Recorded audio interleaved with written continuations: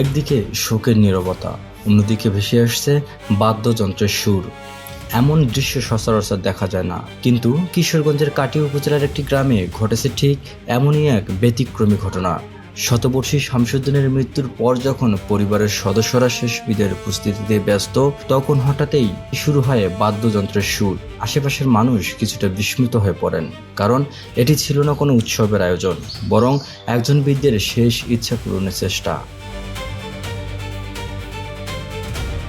পরিবারের সদস্যদের ভাষ্য অনুযায়ী, জীবনের শেষ সময়ে শামসুদ্দিন তার সন্তানদের কাছে একটি বিশেষ অনুরোধ রেখে গিয়েছিলেন। তিনি চেয়েছিলেন মৃত্যুর পর যেন তাকে বিদায় জানানো হয় বাদ্যযন্ত্রের সুরে। পিতার সেই ইচ্ছাকে সম্মান জানাতে এগিয়ে আসেন তার সন্তানরা। এমনকি এক পর্যায়ে পুত্র খায়রুল ইসলামকে বাদ্যের তালে নাচতে দেখা যায়।